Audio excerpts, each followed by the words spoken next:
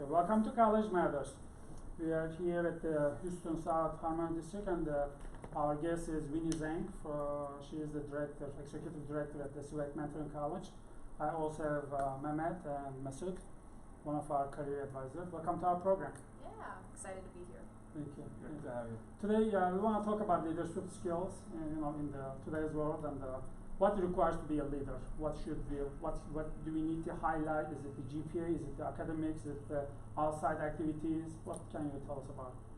Yeah, so I know that you all cover both high school and college. Mm-hmm. I think for high school students, what's most important is not what society traditionally tells you, to go after grades. That's very, very important. I do think that's still a priority, but if that's all you're focusing on, I think you're missing the point. I think leadership training starts really young, and so I think for high school students, it's not enough to just be a part of 10 different organizations and try to get all 10 on your resume, but be a part of 3 and be a leader in those 3.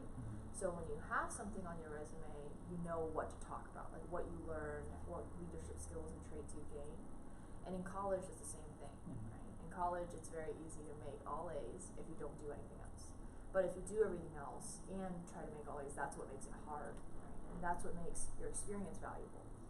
When I go to the workforce and put out a few applications, none of them required my GPA except for Google. I applied for Google and that one did. So if you're aiming for Google, you got to get a good GPA. But none of them asked for GPA, right? They asked for experience. And then in the interviews, they wanted you to talk about those experiences. So it's not enough to have something on your resume, but it has to have something, you have to have something to say of it. And so for all of this, I think it's not, right now our society focuses on making sure kids are busy, and that busy feeling is what's good.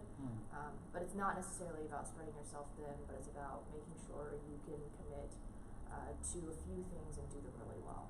So I would say for the people who are interested in leadership positions at a very young age, start getting into some of those organizations you really care about and start seeing how you can learn and do the basics and then become the leader of that organization by your junior or senior year. How do students take the first step in your opinion? Because this, I think, is a very crucial event that has to happen, but for a lot of people, they miss the point. Yeah. Can you tell us a little bit about, what did you do to take the first step in your, for example, high school career? So in high school, I was very, very focused on 2 things. Drill team, which was the dance team. I could not let dance go at that point. Didn't think I was going to be a professional like dancer or anything, but couldn't let dance go. It's a big part of my life. And then debate. When I joined debate, it was because I had taken this like 5th grade class. You know how Asian parents are. My mom was like, "You're gonna do debate at 5th grade. You're gonna take SAT classes at 5th grade at Chinese school, right on the week." It was crazy. But I remember going to high school and going, "I gotta get into something." And so I looked at all the clubs and I was like, "Well, I guess I've been in a debate class. I was on my phone the whole time, but I have some exposure." So I went to the club, and it was very, very intimidating. I went to the very first tournament, and I laugh about it now, but then it was not funny. I was sweating, I was nervous, I almost said, "Let's just leave, like maybe we don't have to go in." And I did go in, I finished the round, and accidentally read evidence from the other team. So, real life story. But I think that was enough for me to say, okay, yeah, I should probably not do this, I'm not good at it. But the people next to me encouraged me, as well as myself. I said, maybe I can get through, I can be good at this. So I practiced and practiced and practiced, and I think perseverance is what was key, right? Making sure that you continue at something even if you're not good. You can be not good for a long time. So for the first year, I won exactly 1 thing, and we went to like 14 tournaments. So I lost like every single tournament. It was That's pretty okay for a first year, like yeah, first couple. I felt like I was defeated, after the first year. And then I went to camp. Second year came back. Okay. And then from then on, it was state championships and just winning at tournaments, first place, junior year, senior year. So I would say, and I'm teaching debate now on the weekends. Oh, there you go. So I teach a class of 7th graders, similar to my 5th grade, little on my phone, trying to get them focused and enjoyed on debate. And I see it in them, right? They fail, and I had 2 students cry last week, and they were like really dejected, and now I see them more focused than ever in class, because now they want to beat that dejected feeling. That's the instinct, I think, in natural leaders and people, is that perseverance, keep going no matter if you keep failing or not. One thing about the failure, I guess, it's okay to fail as long as we learn, we Exactly. take our lesson from it. In many cases, we sometimes as parents, we try to suggest, don't take any risk, play safe, but it's okay to, fail because later on they might have some other problems. It would be more devastating. Yeah, So, absolutely.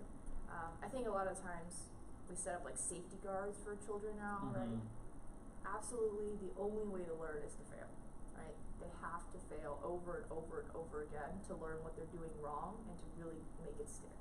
So I agree with you. And what I've seen from what I usually sometimes see in students that were very, very high achievers in high school, even when they go to college, or they're at that adult phase in their life where they're not used to failing, and so they haven't had practice getting over that feeling of failing or knowing how to proceed and pick themselves back up. That's more debilitating when it happens in a more high stakes situation. So it's very, very important that they learn earlier on that if they come across an obstacle, they know how to continue. And an example that you said about debate, I took debate in high school as well, and I remember this one. You said I read evidence from the other team. I actually had this one impromptu one where they gave this little slip of paper, and it was talking about how extradition of people. Yeah. And so at that point in time, I did not know the exact meaning of extradition. So guess what I spoke for about 4 or 5 minutes or however long it was, or 3 minutes it was. I talked about how important it is to understand outside cultures and traditions. Whereas we all know extradition means exporting back people to their countries for like legal reasons. Oh my gosh. So you can imagine what the panel that was listening to me was like super confused, like what is he talking about? But I mean, they didn't stop me or anything, and I just talked. I'm like, ooh, okay, I guess that wasn't that bad. Go home, learn what extradition means, and I'm like, oh my god, just face palm. But see, now you'll never forget what extradition is. Exactly, and I learned from then, like, okay, I messed up, that's fine, but then you can keep working at it, and so that feeling of having failed or having messed up, if you learn that at a younger age, where it's okay, and the costs and consequences are relatively a lot less, I think goes with what you just said. No, I think absolutely. I've seen a lot of students. I've interacted with a lot of students, and sometimes the really high achieving students that I interacted with, when they failed their first assignment or even got a C, it was like they froze. They didn't know how to operate, because there was so much pressure and stress. And I think that's why it's good to fail early. Right? So you can get that sense of, okay, I failed, but the next immediate thought I need to have is, how do I fix this? And how do I make sure this never happens again? Those are the two next thoughts, right? So, yeah. But I guess the only way to understand and to react in such a way is you have to know yourself in a time of crisis. And if you've never, you could be the smartest person in the room, but if you can't really control your emotions and even your consciousness at that point, it's sort of, it leads from one shock to another. Which in a culture of winning, it's like an alien force at that point, right? Yeah, absolutely. So you said you began SAT early. You began a lot of these things early. Yeah. And I'm guessing you didn't start getting hundreds at the beginning, or really high scores at the beginning. Do you think that had like an impact in your attitude towards these things? Well, I think that was way too early. But that I would not be the only student that was in those classes. I know there's tons of Asian parents that stick, at least in the Chinese community, that stick their kids in like way too early. I was not focused on any of that stuff. The best section was math, of course, but the other stuff like reading and comprehension stuff, I was so behind on. I took that class for 1 year, and I told my mom, I was like, there is no way I'm going back. Like, I don't know what I'm doing. But I later on practiced with PSAT and things like that. So yeah, I mean, in the beginning, of course I was scoring very, very, very low. But when I got to high school, when the material was obviously more present and there was a lot more preparation material and I was taking it seriously, that was different. And then when you transitioned into the university environment, what did you do once again to step out of comfort zones and did you join any student orgs? Ooh, okay. So I had a lot. So I graduated high school, the captain of my debate team. I had been in drill team for a while. I felt like, I had this great thing going, had a group of friends, and then you get to college and you're like, ooh, blank slate. Yeah. Right? And so you have all these expectations for what you're going to be like as a senior because you just graduated as a senior. You're like, oh, I'm going to be so involved. I'm going to get into this. Well, first semester reality sunk in.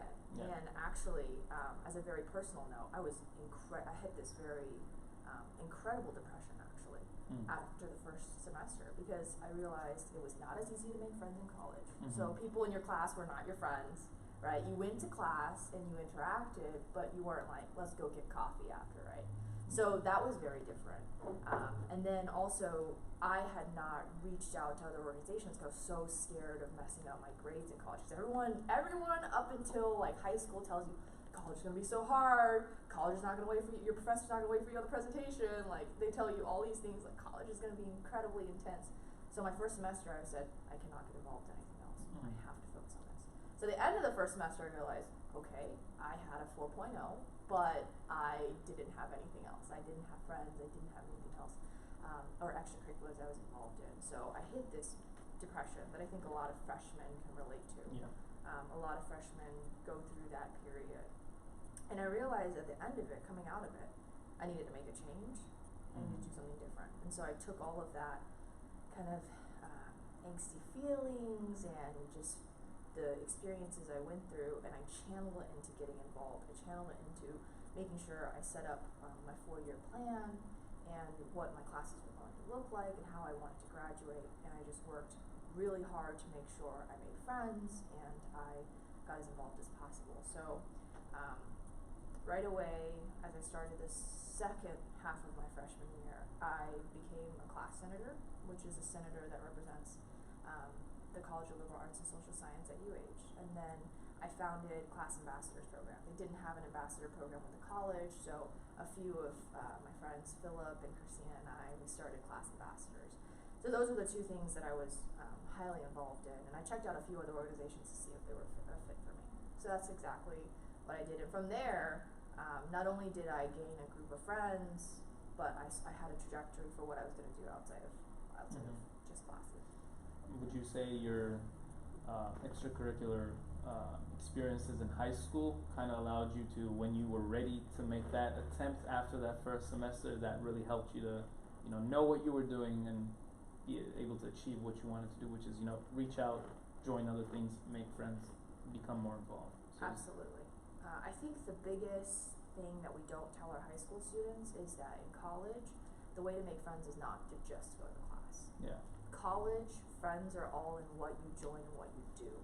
And I think truly, coming out of it, college is all about what you do within the college or outside of college, not necessarily the classes you go to. Like, you're not going to go to a job interview and they go, so how was modern thoughts of philosophy, right?